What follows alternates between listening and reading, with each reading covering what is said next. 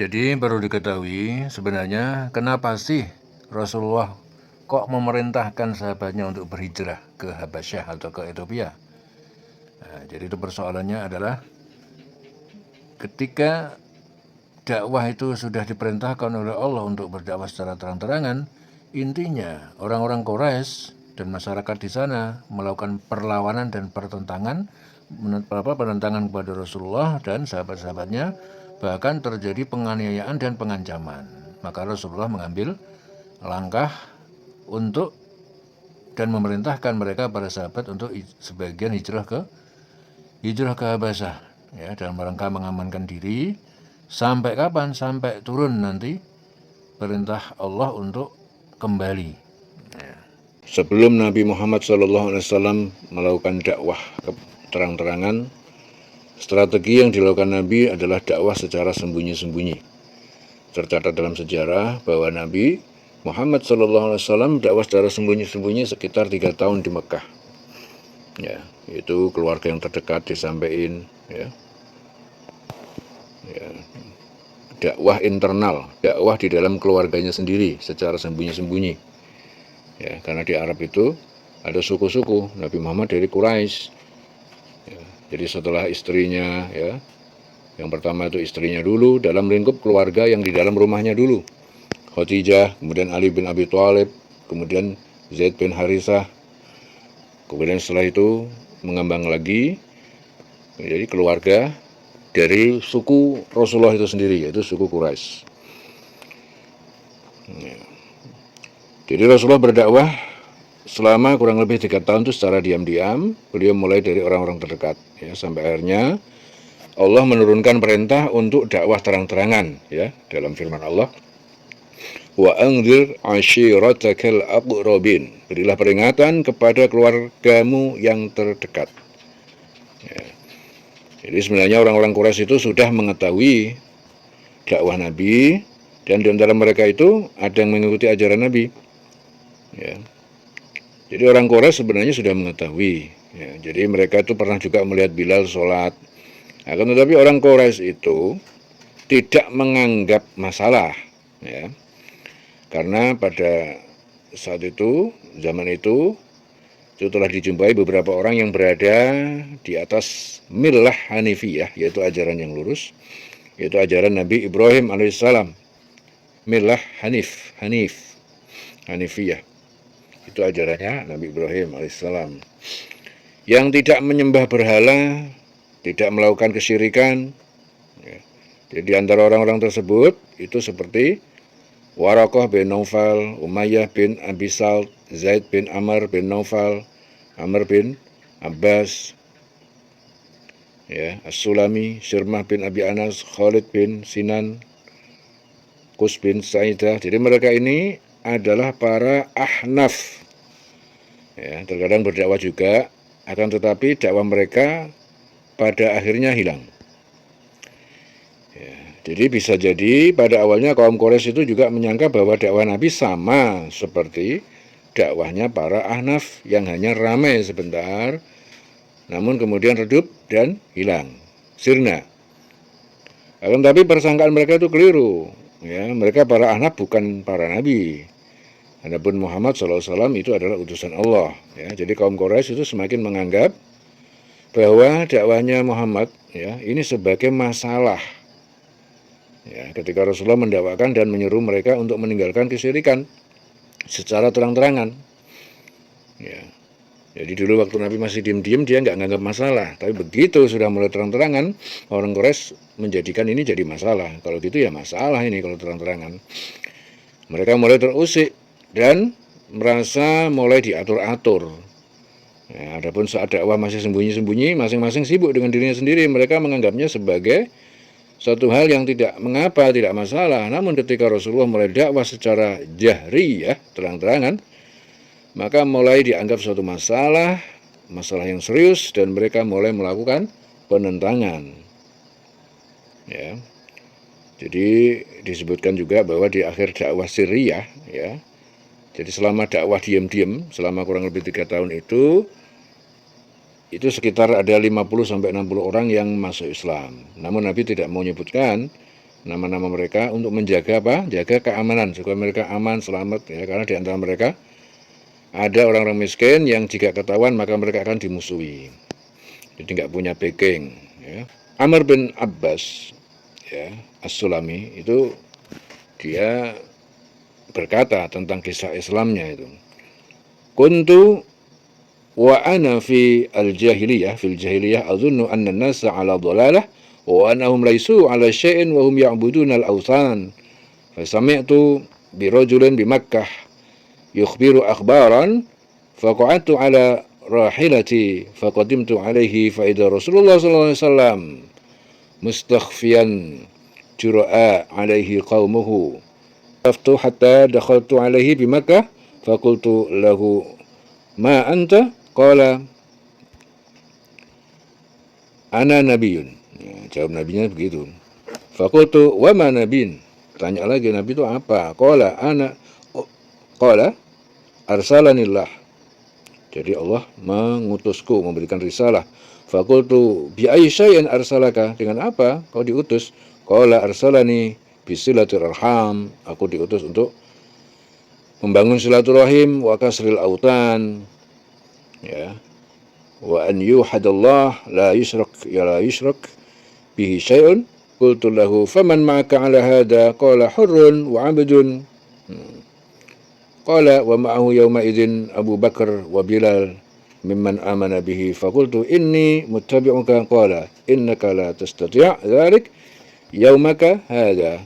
Ala tara hali wa halan nas walakin irji' ila ahlik fa idza sami'ta bi qad dhahartu fa'tini. Jadi pada masa jahiliyah dulu saya mengira bahwa manusia ketika itu berada dalam kesesatan. Mereka itu tidak berada di atas suatu keyakinan yang baik. Jadi mereka saat itu menyembah berhala. Lalu saya mendengar tentang sosok laki-laki di Mekah sedang menyampaikan beberapa kabar berita. Kemudian aku duduk di atas hewan tungganganku. Saya mendatangi Rasul. Ternyata beliau sedang bersembunyi karena kaumnya berani mengganggunya. Aku pun masuk diam-diam hingga aku menemui beliau di Mekah. Maka aku bertanya kepadanya, siapa Anda? Beliau menjawab, saya seorang nabi. Aku bertanya lagi, apa itu nabi? Beliau menjawab, Allah telah mengutusku. Lalu bertanya lagi, engkau diutus untuk apa? Beliau menjawab, aku diutus untuk menyambung tali silaturahim, menghancurkan berhala-berhala, kasrul ausan, dan agar Allah ditauhidkan dan tidak dipersekutukan. Lalu aku bertanya, siapakah orang yang menjadi pengikut Anda dalam perkara ini? Ya, dalam Islam, dinul Islam. Nabi menjawab, seorang yang merdeka dan juga orang budak. Jadi yang bakal ngikutin kamu itu siapa?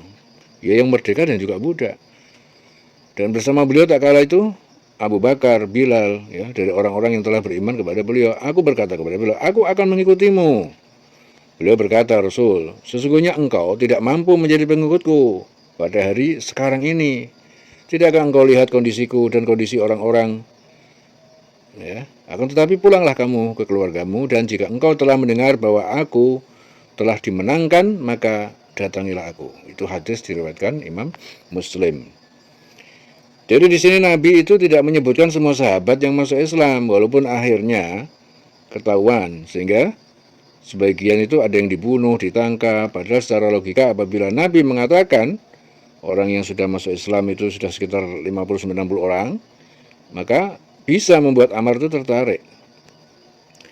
Tetapi Rasulullah tidak mengenal Ammar karena Ammar adalah orang yang di luar Mekah. Jadi ternyata Ammar tertarik dengan Islam dan ia masuk Islam lalu ingin menjadi pengikut Nabi. Ya, tetapi Nabi melarangnya. Dia diperintahkan untuk pulang ke kampungnya. Alasan Nabi apa? Melarang Ammar mengikuti di Mekah karena Ammar bin Abbas itu bukan orang penduduk Mekah. Apabila dia disakiti, tidak ada yang bisa menolongnya. Jadi saat itu mau ikut jadi pengikut Nabi, tapi justru Nabi menolak. Nanti dulu, ini belum saatnya. Itu pentingnya strategi. Kalau kamu masuk ikut aku sekarang, kamu akan disakiti, kamu pendukungnya belum ada. Kalau kamu bukan orang asli Mekah. Nah, jadi dakwah itu harus menggunakan strategi juga, bukan asal gedabrus, bukan asal ngajak-ngajak orang, tapi ada tata cara strategi harus dipakai. Ketika Allah memerintahkan Rasulullah untuk berdakwah secara terang-terangan, ya, Aisyah mengisahkan, lama nazalat Ya, surah wa anzir ashiratakal aqrabin. Qama Rasulullah sallallahu alaihi wasallam 'ala as-sofa. Qala ya Fatimah bint Muhammad, ya Safiyah bint Abdul Muttalib, ya bani Abdul Muttalib, la amliku lakum minallahi syai'an. Saluni min mali ma syi'tum. Saat turun ayat wa anzir ashiratakal aqrabin, berilah peringatan kepada keluargamu yang dekat. Dengan serta-merta Rasulullah langsung berdiri di atas bukit sofa lalu berkata, ya, wahai Fatimah putri Muhammad, wahai Sofiyah bintu Abdul Muttalib, wahai anak Abdul Muttalib, sungguhnya aku ini tidak bisa menolong kalian nanti di akhirat sama sekali. Jika ingin harta maka mintalah kepadaku apa yang kalian mau. Hadis diriwayatkan Muslim. Abu Hurairah juga berkata, ya, jadi saat turun ayat wa anzir ashiratakal aqrabin, Rasulullah itu menyuruh orang Quraisy, lalu mereka berkumpul. Ya, Nabi pun memanggil mereka secara umum dan secara khusus. Nabi menyuruh, wahai bani anak keturunan Ka'ab bin Lu'ay, selamatkan diri kalian dari neraka jahanam. Ya. Wahai bani Murrah bin Ka'ab, selamatkan diri kalian dari neraka. Ya. Wahai Bani Abdu Samsi, ya. Wahai Abdu Manab, wahai Bani Hashim, ya. Semua disuruh untuk selamatkan kalian dari jahanam. Wahai Bani Abdul Muttalib, selamatlah diri kalian dari neraka. Wahai Fatimah, selamatkan dirimu dari neraka. Karena sesungguhnya aku tidak bisa menolong kalian, hanya saja kalian punya hubungan kerabat denganku dan aku akan membasahinya, menyambungkan, ya, hadis Muslim. Jadi dalam riwayat lain itu, ya Abbas ibnu Abdul Muttalib, la'uni anka minallahi syai'an, wa ya Safiyah ammat Rasulullah, la'uni anki minallahi syai'an, wa ya Fatimah bintu Muhammad, salini ma syi'ti min mali, la'uni anki minallahi syai'an. Wa Abbas bin Abdul Muttalib, aku tidak bisa membantumu sama sekali dari Allah jika Allah mengendaki keburukan kepada kamu. Wa Sofiyah bibinya Rasulullah, aku tidak bisa membantumu sama sekali dari Allah. Wahai Fatimah putri Muhammad, mintalah kepadaku apa yang kau sukai dari hartaku, aku tidak bisa membantumu sama sekali dari Allah. Itu hadis Bukhari. Jadi dalam riwayat Ibnu Abbas juga berkata, tak kala turun firman Allah, berilah peringatan anzir ashiratakal aqrabin kepada keluarga yang terdekat. Nabi naik ke Jabal Sofa. Kemudian beliau pun menyeru, wahai Bani Fihr, wahai Bani Adi, ya. Dalam riwayat lain juga, ya Sabahah. Hingga akhirnya mereka berkumpul. Sampai jika ada seorang di antara mereka yang tidak bisa hadir, maka mereka mengirimkan utusan untuk melihat apa yang terjadi. Dan akhirnya datanglah Abu Lahab, ya, dan kaum Quraisy. Jadi mereka berkata, ada apa dengan kamu? Ya, apa dengan kamu, wahai Muhammad? Kemudian Nabi berkata, bagaimana menurut kalian jika aku kabarkan kepada kalian ada sekelompok tentara berkuda di lembah hendak menyerang kalian tiba-tiba? Apakah kalian mempercayaiku? Ya, mereka menjawab, iya, kami tidak pernah mengetahui darimu kecuali kejujuran. Ya, artinya dia tetap percaya, karena Nabi Muhammad di awal sudah jadi orang yang terpercaya dan jujur. Jadi apapun dikatakan Nabi, saya percaya. Nah, kami tidak pernah mendapatimu berdusta sama sekali. Lalu Nabi berkata, jika demikian, sesungguhnya aku adalah seorang pemberi peringatan bagi kalian di hadapan siksa yang pedih. Maka Abu Lahab pun berkata, celaka kamu, wahai Muhammad. Ya, apakah hanya karena ini kamu kumpulkan kami? Tabban laka ya Muhammad, alihadza jama'tana. Itu kata Abu Lahab. Celaka kamu, hai Muhammad. Apakah karena ini kamu mengumpulkan kami? Lantas akhirnya turun firman Allah. Apa firmannya? Surah Al-Lahab. Tabbat yada Abi Lahabi wa tab, binasalah kedua tangan Abu Lahab. Sampai selesai. Ya, sungguhnya dia akan binasa, tidaklah berfaedah kepadanya harta, bendanya, dan apa yang dia usahakan. Ya. Jadi orang-orang kafir Quraisy dulu itu ketika bermaksud memperingatkan sesuatu bahaya, mereka itu naik di atas gunung. Itu orang kafir Quraisy dulu itu seperti itu. Kalau mau memperingatkan suatu bahaya, mereka naik ke atas gunung, kemudian mereka membuka baju mereka, lalu melemparkan pasir ke wajah mereka sambil berteriak, ya Sabahah. Ya, kemudian Rasulullah menggunakan metode tersebut, tetapi beliau tidak membuka baju dan juga tidak melempar pasir ke kepalanya. Hanya metode itu dipakai karena kebiasaan orang sana. Jadi di sini kelihatan bahwa Rasulullah juga menghargai tradisi, ya, menggunakan tradisi orang-orang sana juga. Ya. Jadi tradisi itu juga dilakukan oleh Rasulullah. Jadi ajaran yang diajarkan Rasul itu yang dilakukan Rasul bukan saklek-saklekan. Seperti di Jawa ada tradisi-tradisi yang banyak sekali ya. Ada zaman dulu ada tradisi pewayangan, ada tradisi ya banyaklah wali-wali Allah itu dalam berdakwah juga terkadang menggunakan tradisi. Ya masuk lewat pintu gerbang tersebut. Ya. Kalau di NU ada tradisi namanya tahlilan, ya, ada selamatan, ya, itu adalah tradisi-tradisi. Ya, tidak ada ajaran secara langsung tentang itu, tetapi tradisi itu adalah diciptakan oleh para ulama, para wali untuk membuat strategi dalam dakwah, dalam menyampaikan Islam. Ya, Rasulullah juga menggunakan tradisi juga, seperti yang tadi. Ya, kebiasaan orang kafir Quraisy kalau mau memperingatkan suatu bahaya naik ke atas gunung, membuka baju, melemparkan pasir di wajah mereka sambil berteriak ya sabahah. Ya, tapi Rasul juga sama naik gunung cuma nggak ngelepas baju, sama naik gunungnya berteriak juga cuma nggak melempar pasir di wajah, nggak buka baju.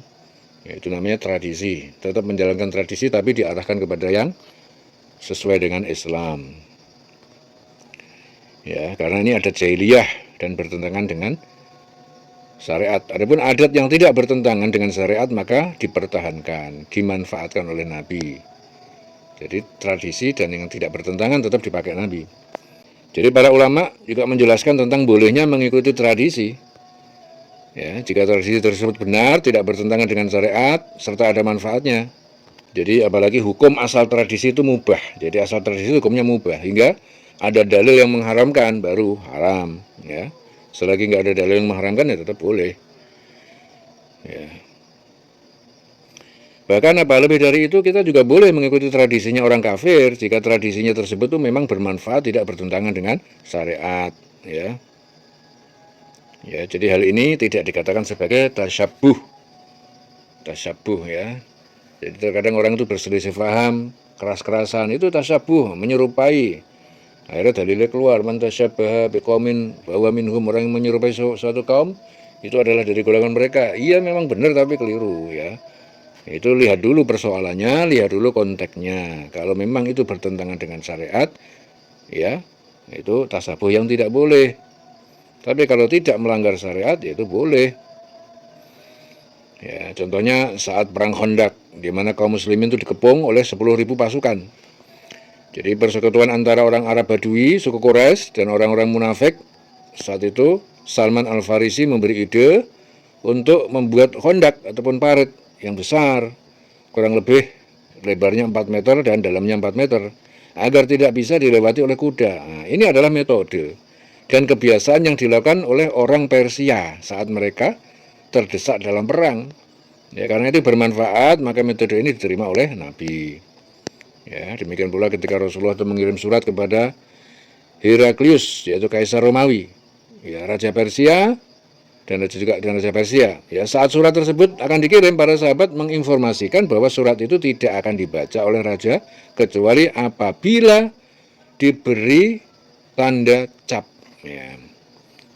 Karena itulah Rasulullah membuat cincin, ya, yang pada cincin tersebut tertulis Muhammad Rasulullah. Ya, jadi Rasulullah mengikuti saran untuk membuat cincin karena ada maslahatnya, yaitu para raja tersebut tidak mau menerima surat kecuali ada capnya. Ini merupakan tradisi duniawi. Jadi selama bermanfaat maka ini tidak dikatakan sebagai tasyabuh. Ya. Tetapi kalau tidak bermanfaat dan sekedar berhura-hura maka ini juga masuknya dalam tasyabuh. Jadi Anas bin Malik berkata, "Lamma arada Nabi sallallahu alaihi wasallam ay yaktuba ila Rum, qalu innahum la yaqra'una kitaban illa makhtuman." Tak kala Nabi tidak menulis surat ke Romawi, maka dikatakan beliau sesungguhnya mereka tidak akan membaca surat kecuali jika distempel, makhtuman. Fattakhadha Nabi sallallahu alaihi wasallam khataman min fiddatin. Ya. Kemudian Nabi memakai cincin ya, dari perak. Maka seakan-akan aku melihat kepada putihnya cincin itu yang tersebut di tangannya dan dipahatkan di situ ada tulisan nama Muhammad Rasulullah. ka'ani angdur ila wabiyodatin wa naqshuhu Muhammad Rasulullah. Naqsun, ada ukiran, ada tertulis itu Muhammad Rasulullah. Jadi untuk itulah Rasulullah tidak menolak untuk memakai tradisi Arab jahiliyah ketika ingin memanggil masyarakat, yaitu berseru dengan ucapan ya sabahah. Ya, jadi itu tradisi itu dipakai Nabi juga, berseru juga dengan ucapan ya sabahah. Jadi di situ juga Abu Jahal tidak disebutkan secara spesifik kecuali Abu Lahab ya. Ya, karena di situ langsung divonis kalau Abu Lahab itu masuk neraka. Ya, untuk Abu Jahal tidak ada disebutkan secara spesifik. Ya, adapun Abu Lahab di awal-awal dakwah sudah divonis akan masuk neraka. Ya, padahal Abu Lahab itu masih hidup. Ya, masih hidup tapi sudah divonis untuk masuk neraka. Dan ternyata vonis Allah itu benar, karena Abu Lahab itu ternyata tidak akan beriman sampai mati. Dan ini merupakan mukjizat Al-Quran. Ya, merupakan mukjizat apa? Al-Quran. Karena bisa saja Abu Lahab itu menyatakan dirinya masuk Islam untuk membuktikan bahwa surat yang ada dalam Al-Quran itu salah. Akan tetapi ternyata hal ini tidak terjadi dan ia mati dalam keadaan kondisi musyrik. Bahkan Abu Lahab pun tidak berbohong dan mengaku Islam dalam rangka mendustakan Muhammad. Ya. Padahal bisa saja ia berbohong ya bahwa ia masuk Islam, ya, maka hancurlah dakwah Nabi. Jadi pada zaman Nabi banyak orang Quraisy yang awalnya memusuhi Nabi, namun Allah tidak menvonis mereka masuk neraka karena akhirnya mereka masuk Islam. Jadi berurusan dengan Raja Najasyi itu pada saat tahun sekitar tahun ke-6 kenabian ya. Jadi begitu Rasulullah diangkat sebagai Nabi, tahun pertama, tahun kedua, tahun ketiga, itu langsung melakukan dakwah, tapi itu masih sembunyi-sembunyi. Ya, diam-diam ya di kalangan keluarga terdekat. Ya, kemudian mulai tahun ke-4 ya, itu mulai dakwah terang-terangan. Nah, mulai Nabi Muhammad menyampaikan Islam secara terang-terangan, nah mulai saat itulah mulai dimusuhin. Ya. Yang musuhin ya keluarga terdekat juga banyak yang memusuhin. Ya, masyarakat Quraisy juga banyak yang musuhin, tokoh-tokoh Quraisy banyak sekali yang memusuhin. Ya, dikarenakan yang musuhin itu sangat banyak sehingga orang-orang yang sadar yang masuk Islam akhirnya dalam tekanan saking tidak kuatnya ya akhirnya Nabi kasihan, akhirnya Nabi memerintahkan mereka untuk melakukan perjalanan hijrah menuju ke Habasyah ataupun ke Ethiopia, Raja Najasyi ya, jelas ya. Nah, di sana mereka sahabat di sana dipimpin oleh siapa kemarin? Ja'far bin Abi Thalib ya. Jadi itu juga termasuk apa? Keponakan ya, termasuk apa itu? Anaknya pamannya Nabi, gitu. Berarti apa namanya itu? Ponakan ya? Ponakan apa weh? Sepupu. Nah, pokoknya dulur ya, dulur terjak. Itu dia yang membimbing. Di sana selama berapa lama? 7 tahun. Nah, setelah 7 tahun baru mereka pergi ke Madinah, ya kan? Karena setelah melihat Nabi hijrah ke Madinah, tapi itu kan hijrah ke Madinah pada tahun ke-13 ya, setelah Nabi berjuang di Mekah selama 13 tahun, baru setelah itu ke Madinah. Jelas ya? Namun sebelum sampai ke Madinah di situ banyak peristiwa-peristiwa. Ya, jadi selama sahabat yang dipimpin oleh Ja'far itu berada di Habasyah, di Mekah, Rasulullah bersama yang lain-lain itu juga tetap dalam penindasan, tetap dalam dimusuhin, ya. Yang musuhin mereka jelas pembesar Quraisy. Ya, jadi mulai tahun ke-4, tahun ke-5, tahun ke-6 ya, banyak peristiwa-peristiwa yang memang menyakitkan yang dilalui, yang dirasakan oleh Rasulullah dan para sahabat yang lain ya. Jadi itu dimulai dari ketika Rasulullah SAW itu menyeru kepada kerabatnya ya, wahai kaumku, selamatlah diri kalian dari api neraka, aku tidak mampu menolong kalian di hadapan Allah ya. Itu kata Nabi seperti dalam surah Asy-Syu'ara 214 ya. Jadi sebenarnya Nabi itu menginginkan umat manusia ini dalam kebaikan, hidupnya selamat, niatnya apik, ya, menyuruh kepada keluarganya yang terdekat dulu, masyarakatnya, ya, wahai kaumku, selamatkanlah diri kalian dari api neraka, ya, ngajak apik-apik. Ya, jadi dakwah ini menyinggung kebanggaan Quraisy yang selama ini bergantung kepada leluhur dan berhala mereka. Tapi kan apa yang disampaikan Nabi ini betul-betul berseberangan dengan kebiasaan Quraisy saat itu. Kebiasaannya menyembah berhala, ya, menyembah para leluhur mereka. Ya, tetapi Nabi mengajak mereka meninggalkan itu semuanya dan menuju kepada Allah. Ya, maka disitulah menimbulkan banyak reaksi. Ya, Abu Lahab mencela, menolak, bahkan berteriak, celaka engkau. Ya, tabban laka ya Muhammad, celaka engkau ya Muhammad, ya, di depan kaum Quraisy. Jadi Abu Lahab sendiri termasuk keluarga dekat Nabi, ya. Termasuk apanya itu? Paman, ya.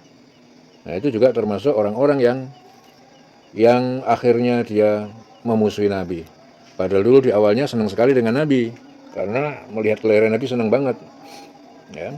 Akhirnya memusuhi Nabi juga sampai turun surah Al-Lahab, ya. Tabbat yada abi lahabi wa tab, ya.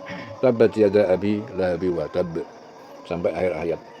Ya, dalam surat tersebut juga diceritakan juga wamro'atuhu hamma latal hatab, istrinya itulah yang membawa kayu bakar. Sampai diceritakan seperti itu. Karena saking dasarnya penolakan dan permusuhan yang ditimbulkan dari keluarga terdekatnya sendiri, yaitu Abu Lahab bersama istrinya. Ya. Jadi Abu Lahab bersama istrinya kompak untuk menyakiti dakwah Nabi. Ya. Jelas sampai di sini ya. Jadi itu hanya gara-gara Nabi itu mengajak orang kepada tauhid, ya, hanya kepada Allah yang berhak disembah, ya. Kemudian memperingatkan tentang nanti ada kematian, ada kebangkitan, ya. Terus Nabi juga mengajarkan jangan sampai menipu, mengurangi timbangan, menindas, merendahkan orang miskin, ya. Jadi selama masa tersebut, ya, setelah mulai Nabi itu dakwah terang-terangan, terang-terangan, tetapi masih di awal-awal, ya.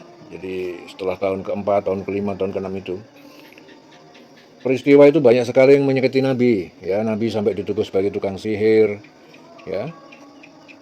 Nabi juga dituduh sebagai penyair, dukun, orang gila. Nabi dituduh sebagai tukang sihir. Karena apa? Al-Quran di situ memisahkan anak dan orang tua, sebagian beriman, sebagian kafir. Ya. Seperti dalam surah Al-Mudaththir. Ya, ini hanyalah sihir, ya, yang dipelajari oleh orang-orang dahulu, dan ini hanyalah perkataan manusia. Ya, itu dalam Al-Mudaththir 24-25 nanti bisa dibuka. Nabi dituduh sebagai tukang sihir. Nabi juga dituduh sebagai penyair, dukun, orang gila. Ya. Nabi juga diolok-olok, ya. Ya, bahkan diancam dan ditakut-takutin. Ya. Seperti apa ancamannya? Ya seperti yang dilakukan Abu Jahal. Abu Jahal itu pernah berkata, jika aku melihat Muhammad sujud di dekat Ka'bah, aku akan injak kepalanya. Sampai seperti itu ancaman-ancaman. Jadi dalam melaksanakan dakwah tersebut, Nabi itu tetap sabar, tetap dia mendakwahkan tauhid, ya, meskipun dicemooh. Ya, tetap sabar, tetap berjuang. Jadi secara umum Nabi itu melakukan dakwah itu di sekitar Ka'bah, kemudian juga di pasar, ya, untuk semua orang Quraisy. Nah, ada bentuk pembinaan sahabat itu ditepuskan di Darul Arqam, ya, untuk menguatkan, ya. Itu yang paling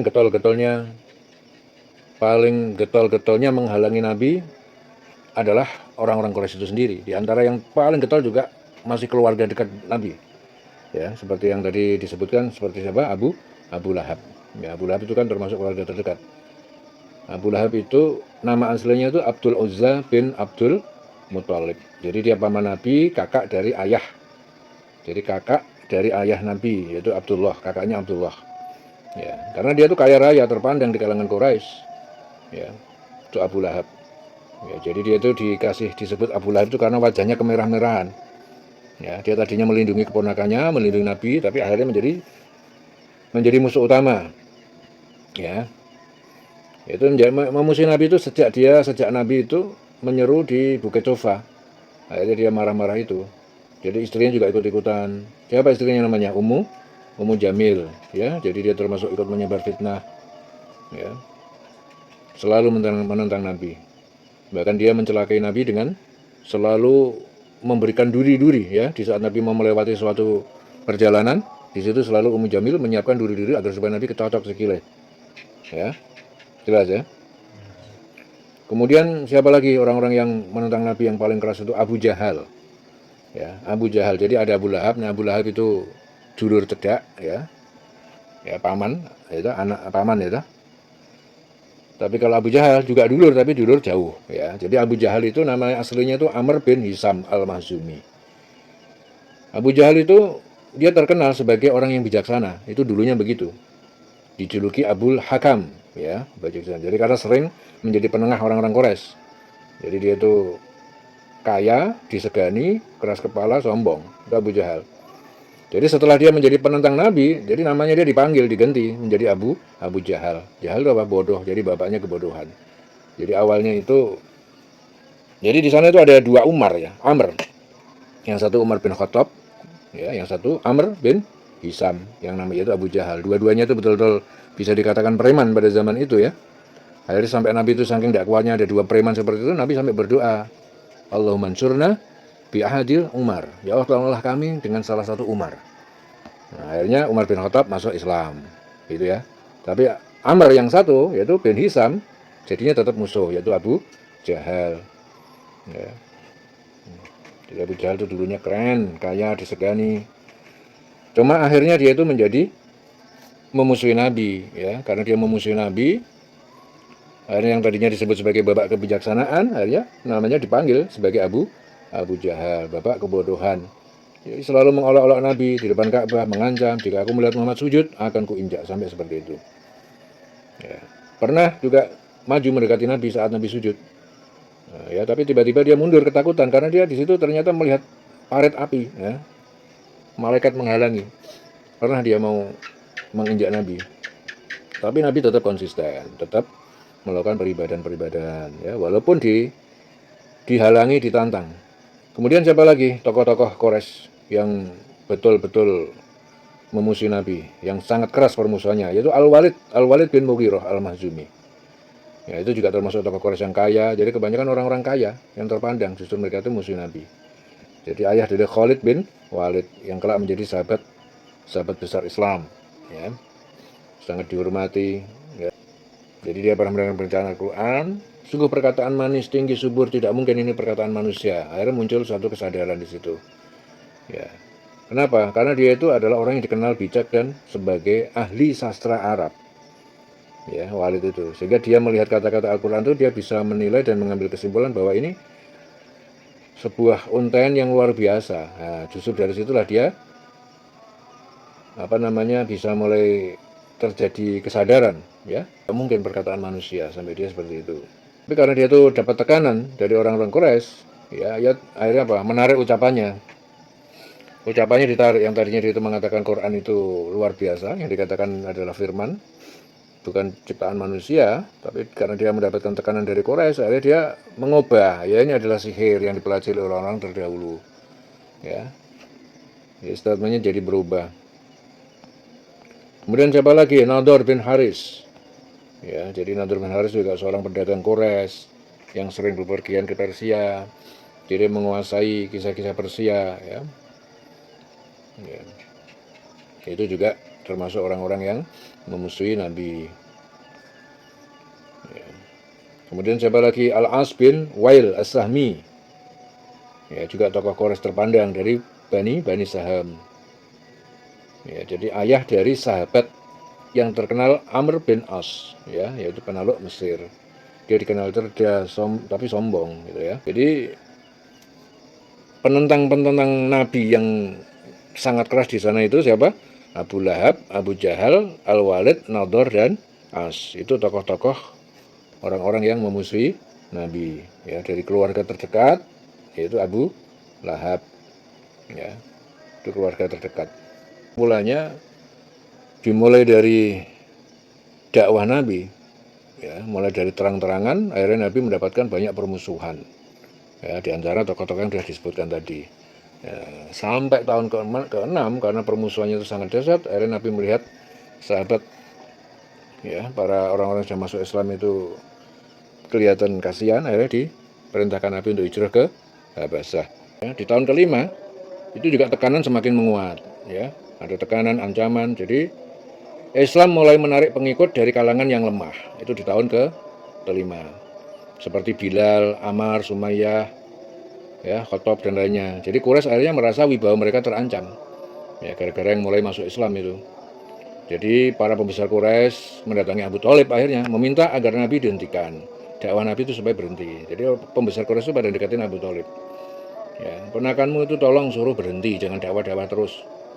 Ya, sampai akhirnya Nabi sampai mengatakan dengan tegas, demi Allah wahai pamanku, seandainya mereka itu meletakkan matahari di tangan kananku dan bulan di tangan kiriku, aku tidak akan meninggalkan urusan ini.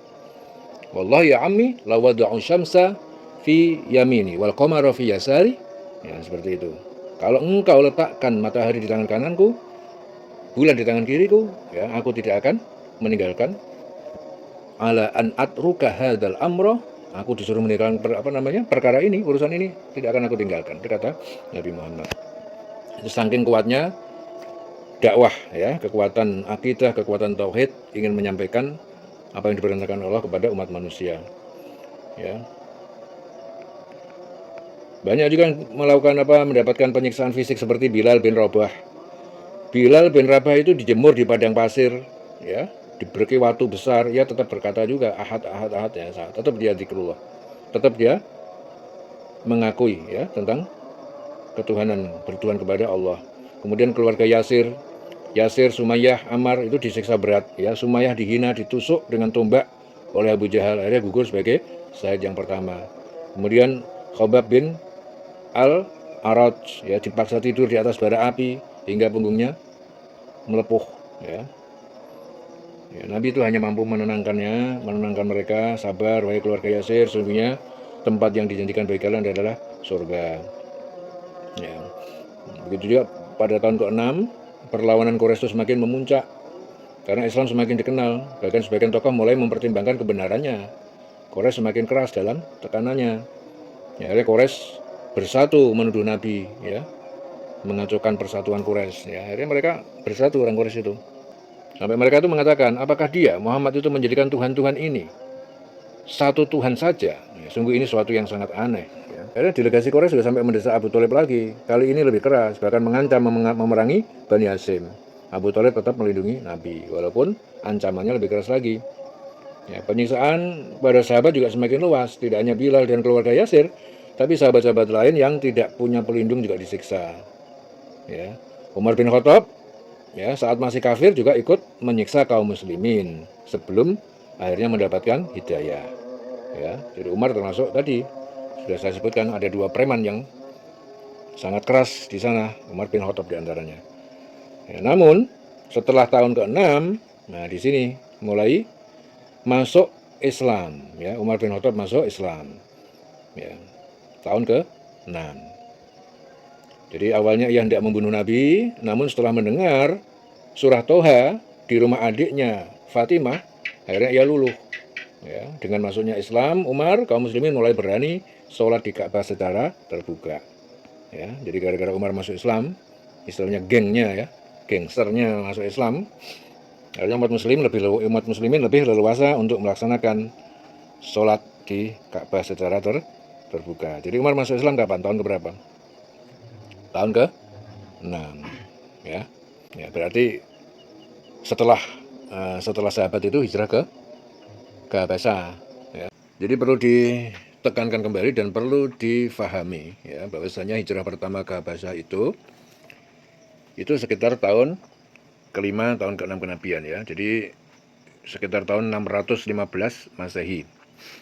Sebagian sahabat keluar karena apa? Mereka hijrah ke Habasah karena mereka itu saking tidak kuatnya menanggung beban, ya, siksaan, serangan-serangan yang dilakukan oleh orang-orang Quraisy Quraisy Mekah. Ya. Jadi di saat Nabi memerintahkan, ya, sebagian para sahabat itu untuk melakukan keluar hijrah, ya, hijrah ke Habasah, Nabi juga nggak tinggal diam di Mekah. Nabi tetap melakukan dakwah, ya. Tapi perlu diketahui bahwa Quraisy itu juga semakin keras menekan Nabi. Dan pengikut yang tersisa yang lain kan hijrah, ya. Hijrah ke Habasah, masih ada yang tersisa kan pengikutnya Nabi. Itu juga semakin mendapatkan penekanan yang sangat keras, ya. Jadi bukan Nabi diam saja. Sahabat pada ke Habasah, Nabi juga di sana tetap berdakwah. Tapi di balik dakwah Nabi juga tetap diserang, tetap ditekan sama orang-orang Quraisy. Ya. Sampai-sampai apa? Mereka orang-orang Quraisy itu, tokoh-tokoh Quraisy mendatangi Abu Thalib. Ya, seperti kemarin sudah disinggung, mereka berkata apa? Wahai Abu Thalib, engkau itu telah tua, hentikan saja Muhammad dan lepaskan dia kepada kami. Karena selama ini yang membackingi Nabi Muhammad itu siapa? Siapa? Abu Thalib pamannya. Jadi sampai-sampai mereka itu menawarkan kompromi. Jadi menukar Muhammad dengan seorang pemuda Quraisy yang kuat agar Abu Thalib tidak kehilangan anak. Nah, gitu maksudnya. Apapun rayuan orang Quraisy kepada Abu Thalib untuk menyerahkan Muhammad supaya diserahkan dan tidak melanjutkan dakwah lagi, Abu Thalib menolak. Tetap Abu Thalib menolak, ya. Celaka kalian, sungguh buruk tawaran kalian itu, celaka kalian. Ya, jadi dia itu ibaratnya tuh nggak pedean menerima tawaran-tawaran yang menggeliurkan. Demi Allah, aku tidak akan menyerahkan kepada kalian. Itu kata Abu Thalib, ya, karena dalam rangka melindungi Nabi Muhammad. Jadi ketika Abu Thalib itu sempat akhirnya merasa tertekan karena berat menanggung permusuhan seluruh Quraisy, ya. Jadi seluruh Quraisy itu memusuhin semuanya. Akhirnya Nabi mendekat, dia berkata kepada, wahai pamanku, demi Allah seandainya mereka itu meletakkan matahari di tangan kananku, ya, seperti kemarin sudah disampaikan, law wada'u asy-syamsa fi yamini, law wada'u. Wadu'a itu menaruh, tapi kalau wadu'u panjang itu berarti banyak, mereka semuanya, ya, jamak, ya. Law wada'u asy-syamsa fi yamini wal qamara fi yasari, ya. Wahai pamanku, seandainya mereka itu meletakkan matahari di tangan kananku, bulan tangan kiriku, aku tidak akan meninggalkan dakwah ini. Aku tidak akan meninggalkan hingga Allah memenangkannya atau aku binasa karenanya. Jadi betul-betul Nabi itu sudah berbulat tekad untuk dakwah, ya, menyampaikan Islam kepada seluruh umat. Ya, saking kuatnya dakwah sehingga Nabi punya sikap yang sangat tegas. Walaupun matahari di tangan kananku, bulan di tangan kiriku, aku tidak akan meninggalkan perkara dakwah ini, ya, hingga Allah memenangkan dakwah ini, memenangkan perjuangan saya ini, atau aku binasa. Atau aku yang binasa karenanya. Jadi dia berdakwah, Nabi itu berdakwah sampai mati, itu maksudnya, ya. Jelas, ya? Jelas. Dari perkataan Kanjeng Nabi ini akhirnya Abu Thalib itu terharu. Sangat terharu dan berkata, pergilah keponakanku. Ya sudahlah kalau gitu, pergilah engkau keponakanku. Katakan apa yang engkau suka. Ya, sampai Abu Thalib bilang gitu. Demi Allah, aku tidak akan menyerahkanmu kepada mereka untuk selamanya. Wahai ponakanmu, ya sudah kau pergi aja. Katakan aja apa yang kamu suka. Pokoknya aku tidak akan pernah menyerahkanmu, ya, kepada mereka untuk selamanya. Jadi Abu Thalib itu kan tokoh, ya, tokoh di Quraisy, diseganin, dan dia yang melindungi Nabi. Ya, jelas sampai di sini, ya. Ya, itu kemudian kemarin sudah disampaikan juga di tahun ke-6 kenabian. Ya, jadi ini sahabat Nabi sudah sebagian besar sudah melakukan hijrah ke Habasah. Ini posisi mereka di Habasah, ya, di Ethiopia, ya. Ini yang tersisa di Mekah sekarang ini, yang masih bersama Nabi. Jadi Umar bin Khattab, saya itu lagi keluar, ya, keluar dengan membawa apa? Pedang. Tujuannya apa? Karena dia udah nggak suka dengan Nabi, tujuannya ingin membunuh Nabi. Kemudian begitu di tengah jalan, Umar itu ketemu sama Nu'aim bin Abdullah. Nu'aim itu menegur, ya. Umar, kamu mau kemana? Katanya. Aku mau membunuh Muhammad, katanya. Loh, kamu tuh gimana mau membunuh Muhammad? Keluargamu sendiri itu kan ya sudah masuk Islam. Nah, dia bilang gitu kan. Siapa masuk Islam? Adikmu Fatimah itu masuk Islam. Iparmu juga Said juga udah masuk Islam. Yang bilang gitu siapa? Nu'aim bin Abdullah. Dia nyegat di tengah jalan ketemu. Akhirnya apa yang terjadi? Umar mendatangi rumah Fatimah. Ya, begitu sampai masuk ke rumah Fatimah, dia mendengar bacaan Al-Quran. Waktu itu Fatimah sedang membacakan surat apa? Surat Toha. Apa yang terjadi? Umar marah. Kok malah adiknya masuk Islam, baca Quran lagi. Marah Umar, akhirnya memukul Said, ya. Said dipukul, bahkan Fatimah juga dipukul sama Umar hingga melihat darah mengalir. Sampai Fatimah keluar darah dipukul. Nah, saking kerasnya Umar. Saat itu hatinya jadi luluh. Jadi setelah dia mukul, hatinya Umar jadi mulai luluh. Ya, akhirnya ia meminta lembaran bacaan itu apa sih? Jadi begitu mendengar firman Allah, hatinya berubah drastis. Ia segera pergi ke rumah Arqam. Jadi setelah dia mukul, apa yang terjadi? Hatinya malah hatinya akhirnya jadi tersentuh dengan bacaan surah Toha tadi. Akhirnya Umar pergi mencari Nabi. Saat itu Nabi berada di rumah Arqam. Rumah Arqam kan kemarin sudah dijelasin, ya. Apa itu rumah Arqam? Tempat apa itu? Di situ adalah pusat belajarnya sahabat Nabi, diajarin Islam sama Nabi ya. Jadi menjadi poskonya lah, gitu ya. Nabi berada di situ. Tempat Nabi sahabat berkumpul itu di rumah Arqam, maka disebut Darul Arqam. Ya, akhirnya dengan lantang Umar menyatakan syahadat di sana. Ya, Umar kan orangnya keras. Sampai ke rumah Arqam, lantang dia menyatakan syahadat, masuk Islam. Jelas sampai di sini. Orang-orang juga kaget tuh, ngapain Umar sini? Ya, orang udah pada ngeri kan, Umar kesini mesti akan bikin keributan. Nggak taunya sampai di depan rumah Arqam, malah dia mengucapkan syahadat. Aku bersaksi tidak ada Tuhan selain Muhammad Rasulullah. Kan begitu, dia masuk Islam. Gara-gara apa? Terenyuh melihat, mendengarkan bacaan Al-Quran dari adiknya. Jelas ya? Akhirnya apa? Setelah Umar itu masuk Islam, dampaknya umat Islam itu sekarang punya kekuatan kan, karena Umar itu termasuk orang ibaratnya premannya ya, jadi orang kuat ya, wong sing waninan, ya, kendel. Ya, akhirnya umat Islam setelah Umar masuk Islam punya dua kekuatan perisai. Yang pertama itu Hamzah, ya, yang kedua adalah Umar. Hamzah itu siapa? Hamzah itu paman ya. Nah, Hamzah itu masuk Islam dulu karena membela Nabi dari Abu Jahal. Jadi dulu itu kan Abu Jahal sering memusuhi Nabi kan. Itu sudah lama ya. Jadi masuk Islam duluan ya, sekitar tahun kedua atau tahun ketiga kenabian. Ya, waktu itu kan Abu Jahal sering memusuhi Nabi. Ya, akhirnya Hamzah itu saking jengkelnya, orang kok kurang ajar sama ponakanku ini. Akhirnya Abu Jahal disikat sama Hamzah. Akhirnya setelah itu juga Hamzah masuk Islam. Wes pokoknya aku sekarang membela ponakanku, sampai kapanpun tak bela, masuk Islam lah.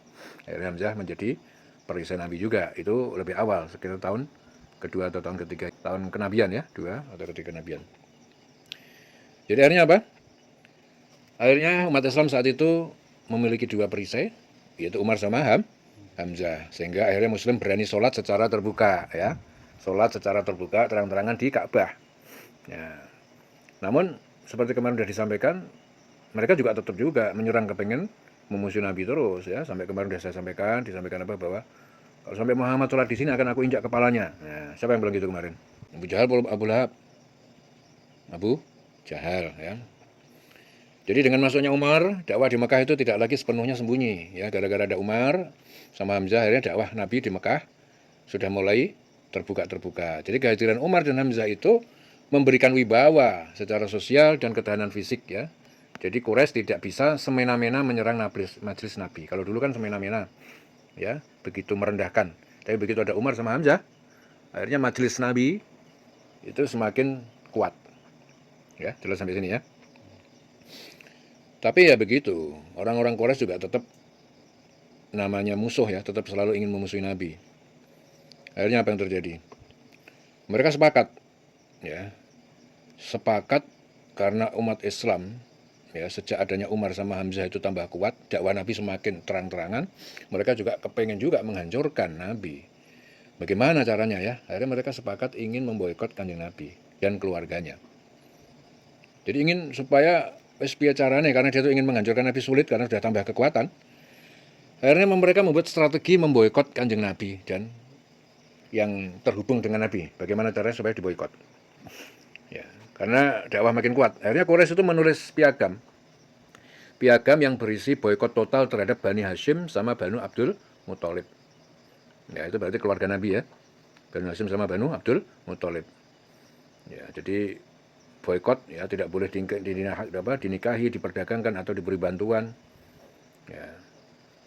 Sampai akhirnya Abu Thalib itu mengambil langkah darurat, mengambil langkah yang betul-betul serius, memanggil Nabi dan keluarganya, pengikutnya, ya, mereka dikumpulkan.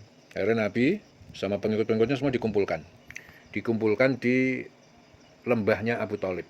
Ya, jadi ada lembahnya Abu Thalib. Ya, demi menjaga keamanan Nabi dan para pengikut-pengikutnya dikumpulkan di sana. Jadi mereka hidup di sana selama hampir 3 tahun, makan seadanya, anak-anak menangis kelaparan. Ya. Di dalam lembah itu kan karena diboikot ya. Tahu diboikot? Boikot itu artinya dia dikucilkan dan apa ya? Dibatasi semua, dikeroyok gitu ya. Jangan sampai orang urusan grup Kanjeng Nabi lah. Nah, dagang juga jangan nanti orang-orang sini punya urusan bisnis dengan Nabi, dengan pokoknya sak gerombolannya Nabi, jangan sampai berurusan, jangan sampai. Nah, pokoknya diputus segala linknya yang mengibatkan kelompok Muslim saat itu, akhirnya jadi nggak punya apa-apa, ya. Khadijah juga sampai kehabisan apa-apa, nggak punya harta benda lagi, makan seadanya, anak-anak menangis kelaparan. Namun Abu Thalib tetap menolak, menyerahkan Nabi. Bahkan beliau sampai membuat bagaimana untuk menjaga, ya, bikin giliran tidur, ya.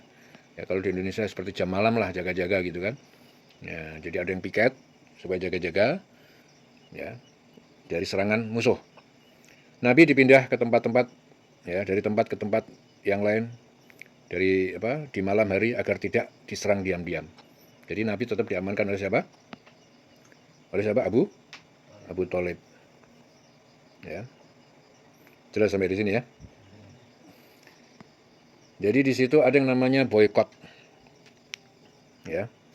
Jadi pemboikotan terhadap Nabi Muhammad dan umat Islam itu dilakukan kafir Quraisy Mekah. Itu terjadi sekitar berapa tahun? Tahun ke-7 kenabian ya. Jadi Umar masuk Islam tahun ke-berapa? Tahun ke-6 ya. Kegiatan tetap jalan, ada Umar semakin kuat, nah, orang-orang Quraisy kan semakin jengkel. Ini mau menyerang Nabi nggak bisa, malah Umar tambah masuk Islam, Islam tambah kuat. Akhirnya mereka mengambil langkah politik, akhirnya kelompok Islam diboikot pada tahun ke-7 kenabian, tepatnya pada bulan Muharram. Jadi boikot tersebut merupakan strategi, ya, strategi politik kaum musyrik Mekah. Jadi tindakan pemboikotan ini diprakarsai oleh Abu Sufyan, Abu Jahal, dan Umayyah bin Khalaf. Jadi tokoh-tokoh yang memprakarsai boikot itu siapa? Abu Sufyan, Abu Jahal, ya, Umayyah. Jadi para pemimpin Quraisy itu khawatir dengan perkembangan dakwah Rasul yang semakin pesat. Mereka merasa terancam, ya, dengan ajaran Islam yang dibawa Nabi Muhammad yang menyerukan tauhid, ya. Jadi ajaran Nabi itu menyerukan tauhid, ya, menegakkan tauhid, hanya kembali kepada Allah, ya. Di saat mereka itu sedang menuhankan berhala, menuhankan sesepuh-sesepuhnya, ya. Nabi merombak itu semuanya, menolak menyembah berhala sebagai agama nenek moyang mereka, ya. Jelas sampai sini? Jadi sebelum pemboikotan, ya, beberapa tokoh besar Quraisy itu telah dulu masuk Islam, seperti Hamzah bin Abdul Muthalib, kemudian Umar tadi yang seperti disampaikan, ya, serta Bani Hashim dan Bani Abdul Muthalib itu telah bersatu untuk melindungi kaum mereka, yakni Nabi Muhammad sebagai keturunan dari klan Muthalib. Jadi pada sisi lain pemboikotan ini juga dipicu oleh kemarahan kaum kafir Quraisy terhadap dakwah Rasul yang semakin gencar. Jadi kaum kafir Quraisy itu tidak senang dengan ajaran Islam yang mengajak mereka untuk meninggalkan penyembahan berhala. Jadi inti ajaran Islam saat itu apa? Mengajak mereka supaya meninggalkan nyembah berhala, yang disembah kembali kepada Allah saja, mengganti menyembah kepada Allah. Pembesar Quraisy juga khawatir, pembesar Quraisy, bahkan dakwah Rasul itu akan mengancam kedudukan mereka sebagai pemimpin politik, pemimpin ekonomi di Mekah. Penyebab boikot terhadap Rasulullah dan sukunya itu dikarenakan Umar bin Khattab dan Hamzah itu memeluk Islam, ya. Jadi keduanya itu membela Rasulullah dan sahabat-sahabatnya, serta Islam itu telah menyebar luas di kabilah-kabilah Quraisy. Ya, tadi sudah saya jelaskan, dijelasin apa? Saking jengkelnya dia, Islam tambah berkembang gara-gara Umar dan Hamzah itu membela Islam mati-matian, akhirnya udah bikin boikot saja. Jadi mendapati politik yang mulai tidak stabil, suku Quraisy segera berkumpul untuk mengadakan rapat di kampung Bani Kinanah. Dalam rapat itu merencanakan konspirasi, ya, dengan cara membuat perjanjian yang ditujukan kepada Bani Hashim dan Bani Abdul Muthalib. Jadi isi perjanjian membuat kaum Muthalib dan Bani Hashim itu menderita. Jadi isi perjanjiannya itu, boikot itu, agar supaya apa? Kaum Muthalib dan Bani Hashim menderita. Rasulullah dan kaumnya diboikot dari aktivitas ekonomi, perdagangan, dan sebagainya. Pertama itu apa? Suku Quraisy itu tidak boleh menikahi wanita-wanita dari Bani Hashim dan Bani Abdul Muthalib. Yang kedua apa? Mereka tidak boleh menikahkan putri-putri mereka dengan orang-orang, ya, dari Bani Hashim dan Bani Abdul Muthalib. Nah, kemudian yang ketiga apa? Mereka tidak boleh menjual apapun kepada Bani Hashim dan Bani Abdul Muthalib. Yang keempat apa? Mereka tidak boleh membeli apapun dari Bani Hashim dan Bani Abdul Muthalib. Nah, jadi isi boikotnya seperti itu. Apa tadi? Yang pertama, suku Quraisy tidak boleh menikahi wanita dari Bani Hashim dan Bani Abdul Muthalib. Kemudian yang kedua, tidak boleh juga menikahkan putri-putri mereka dengan orang Bani Hashim dan Bani Abdul Muthalib. Kemudian yang ketiga, mereka tidak boleh menjual apapun kepada Bani Hashim dan Bani Abdul Muthalib. Keempat apa? Mereka tidak boleh membeli apapun dari Bani Hashim dan Bani Abdul Muthalib. Ya, tujuannya ingin membuat sengsara, ya, supaya Nabi dan pengikutnya sengsara. Boikot itu ditulis dalam selembar papan yang digantung di Ka'bah dan berisi kesepakatan dan ketetapan dari orang-orang Quraisy untuk memboikot Bani Hashim dan Bani Abdul Muthalib.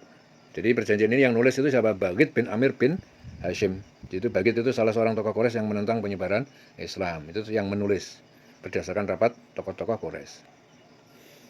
Ya, jelas sampai di sini ya. Jadi tujuannya untuk memaksa Bani Hashim dan Bani Abdul Muthalib untuk meninggalkan Nabi Muhammad dan kembali ke ajaran nenek moyangnya, menyembah berhala. Ya, mendewa-dewakan nenek moyangnya. Pemboikotannya betul ketat.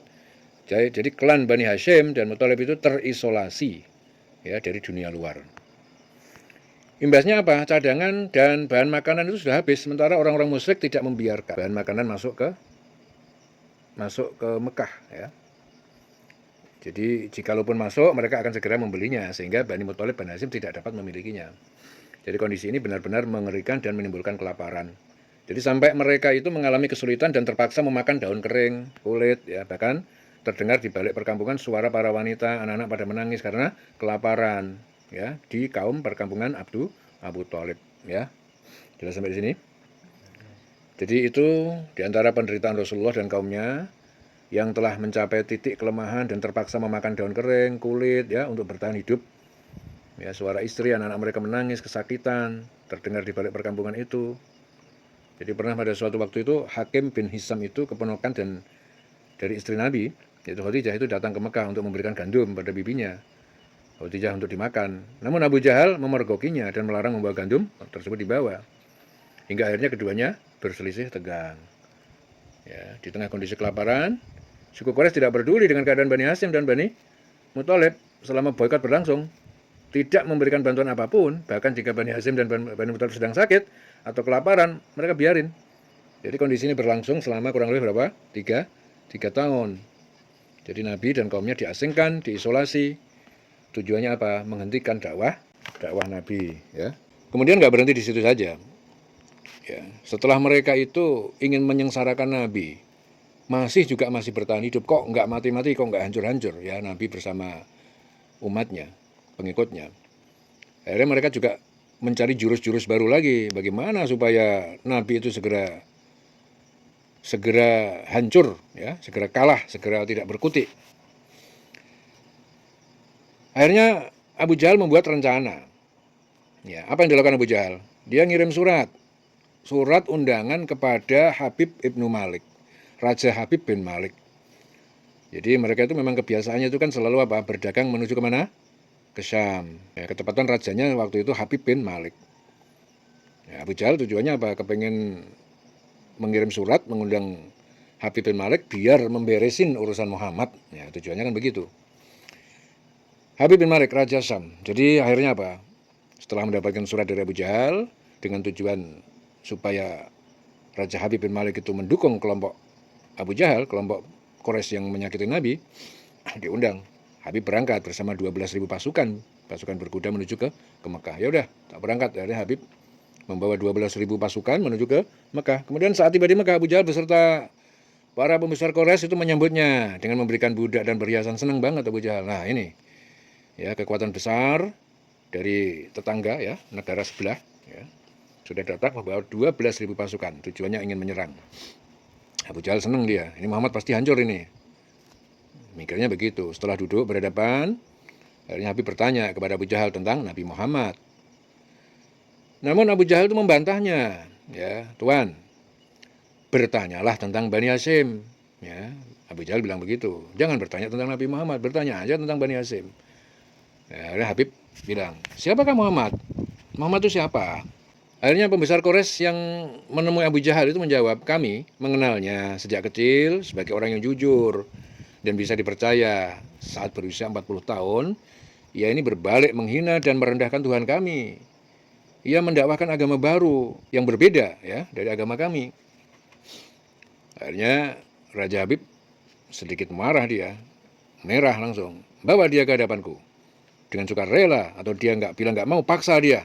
Nah, akhirnya Raja Habib bilang begitu. Kemudian seorang pergi memanggil Rasulullah dengan tanpa rasa takut sedikit pun, ya. Nabi datang menemui Habib, ditemani sahabat setia, yaitu Abu Bakar dan istrinya itu Khadijah. Karena ketika Rasulullah tiba di hadapan Habib, wajah beliau nampak bercahaya, sehingga Habib itu tertegun dan berkata, "Hai Muhammad, engkau tahu bahwa setiap Nabi itu memiliki mukjizat. Apa yang kau miliki?" Nabi dipanggil raja, tenang saja. Ya, bahkan kedatangan Nabi begitu menghadap Raja Habib, langsung menjadikan Habib, ya, bergetar itu kedatangan Nabi itu. Lihatmu wajahnya Nabi aja udah bergetar. Ya, jadi mentalnya itu udah kalah. 50% ke atas sudah down. Ya, tapi tetap sebagai raja tetap dia menanyakan. Ya, "Hei Muhammad, engkau tahu bahwa setiap nabi itu memiliki mukjizat. Apakah kau juga memilikinya?" Nabi menjawab, "Apa yang engkau inginkan?" Nah, kemudian Nabi berkata, "Aku ingin kau membuat matahari itu terbenam dan bulan merendah ke bumi, datang ke sini, terbelah menjadi dua. Kemudian bulan itu bersatu lagi di atas kepala kamu dan bersaksi atas kerasulanmu setelah itu." Nah, itu kata Habib. Bulan kembali lagi ke langit dan bercahaya seperti bulan purnama, dan selanjutnya terbenam kembali serta matahari muncul seperti sedia kala. Jadi mendengar permintaan Habib itu, Abu Jahal tersenyum, ya, dan berkata, "Sungguh benar apa yang Tuhan katakan. Permintaan Tuhan sungguh luar biasa." Nah, jadi begitu Habib minta sesuatu yang menurut mereka itu sulit banget, tidak mungkin bisa dicapai, Abu Jahal tersenyum sambil meringis-meringis itu. "Ya, ini mampus kau Muhammad," katanya. Akhirnya Rasulullah pergi meninggalkan Habib menuju ke Jabal Abu Qubais. Jabal Qubais itu dekat Ka'bah, ya. Akhirnya sholat 2 rakaat. Ya, setelah sholat beliau berdoa kepada Allah. Kemudian Jibril datang dan berkata, "Assalamualaikum." "Assalamualaikum ya Rasulullah. Allah menyampaikan salam kepadamu dan berfirman, 'Kekasihku, janganlah kau bersedih dan bersusah hati. Aku selalu bersamamu. Pergilah temui mereka. Kuatkan hujahmu. Ketahuilah aku telah menundukkan matahari dan bulan, juga siang dan malam.'" Akhirnya saat itu, hari beranjak sore, matahari condong ke barat, hingga akhirnya terbenam di ufuk barat. Ya, semesta diliputi kegelapan, kemudian muncul bulan purnama. Setelah bulan berada tepat di atas Rasulullah, beliau memberi isyarat dengan jarinya. Bulan itu bergerak turun dan berhenti di hadapan beliau. Lalu ia terbelah 2 bagian. Ya, selanjutnya begitu. Akhirnya bulan berpadu lagi di atas kepala beliau dan bersaksi, "Aku bersaksi bahwa tidak ada Tuhan selain Allah, dan aku bersaksi bahwa Muhammad adalah hamba dan utusan Allah." Ya, jadi setelah itu bulan kembali naik ke langit dan matahari muncul kembali seperti semula. Ya, karena saat itu belum datang waktunya untuk terbenam. Ya. Kemudian meskipun mukjizat itu ditampakkan begitu nyata di hadapan Abu Jahal, tetap saja Abu Jahal dan pengikutnya itu menganggapnya sebagai sihir. Mereka tetap tidak mau beriman. Jadi pada zaman Rasulullah, bulan itu terbelah itu menjadi 2. Orang-orang kafir Mekah ikut menyaksikan semuanya itu. Surah Al-Qamar, ya. Surah Al-Qamar. Iqtarabatis sa'atu wa syaqqal qamar. Iqtarabat as-sa'ah, iqtarabat telah dekat as-sa'ah, waktu yaitu hari kiamat, wa syaqqal qamar dan terbelah al-qamar bulan, ya. Bulan terbelah. Wa in yarau ayatan, jika mereka penduduk Mekah itu melihat ayatan bukti kebenaran Muhammad, yu'ridu, mereka berpaling, wa yaqulu, dan mereka itu berkata, sihrun mustamir. Sihrun mustamirun, ini adalah sihir yang terus-menerus. Wa kadzabu, dan mereka itu mendustakan Rasul. Wattaba'u, dan mereka itu mengikuti ahwa'ahum, hawa nafsu mereka dalam kebatilan. Wa kullu amrin mustaqirrun, dan setiap perkara baik ataupun buruk mustaqirrun, ada ketetapannya. Menurut Anas, ayat ini diturunkan itu berkenaan apa? Orang-orang Mekah meminta Rasulullah memperlihatkan suatu mukjizat kepada mereka. Jadi beliau itu kemudian memperlihatkan bulan terbelah menjadi 2 bagian hingga mereka melihat warna merah di antara keduanya. Itu hadis diriwayatkan oleh Tirmidzi. Menyaksikan mukjizat Nabi Muhammad, semua orang lantas terkejut karena mereka menyaksikan langsung. Jadi bukan mimpi, melainkan kenyataan. Jadi peristiwa ini tak lantas membuat Abu Jahal itu mengakui kebesaran Allah. Tetap aja dia nggak percaya. Jadi Abu Jahal dan para pengikutnya menganggap sebagai sihir. Jadi mereka tetap tidak mau beriman. Kaum musyrik itu juga mengatakan ini hanyalah sihir yang terus-menerus. Mereka mengatakan bahwa Rasulullah itu telah menyihir mereka dengan membelah bulan menjadi dua. Kaum Quraisy tetap kufur dan enggan beriman kepada Rasulullah. Raja Habib bin Malik itu menyadari bahwa keajaiban ini itu tidak mungkin dimiliki oleh manusia biasa. Termasuk mereka ahli sihir, dalam sihir pun nggak mungkin bisa melakukan hal seperti ini. Jadi belum lagi Raja Habib itu sempat melanjutkan ucapannya, Rasulullah SAW memotong pembicaraannya. Ya, jadi karpe kan raja mau ngetes lagi kemampuan Nabi. Ya, tapi dia terbersit ingin ngetes supaya Nabi Muhammad itu betul-betul kalah lah. Belum lagi dia mengucapkan sesuatu, akhirnya Rasul sudah memotong pembicaraannya. Engkau mempunyai putri yang tidak sempurna, bukan? Sekarang Allah telah menyembuhkannya dan menjadikannya seorang putri yang sempurna. Raja Habib pun terkejut karena tidak ada siapapun yang tahu penyakit anaknya itu. Lumpuh, matanya buta, ya, itu kecuali hanya orang-orang istananya saja yang mereka dekat dengannya aja. Dan itu disembunyikan, gak ada yang tahu. Tapi tahu-tahu Rasulullah bilang, sekarang udah sembuh. Nah, mendengar itu, betapa gembiranya hati Raja Habib. Spontan ia pun berdiri dan berseru, "Hai penduduk Mekah, kalian telah beriman, jangan kembali kafir. Karena tidak ada lagi yang perlu diragukan. Ketahuilah sesungguhnya aku bersaksi, tidak ada Tuhan selain Allah dan tiada sekutu baginya. Dan aku bersaksi sesungguhnya Muhammad adalah utusan Allah." Jengkel Abu Jahal. Ya, orang diundang kepengen minta dukungan, kok malah berbalik, malah mendukung Nabi Muhammad, malah masuk Islam, malah percaya.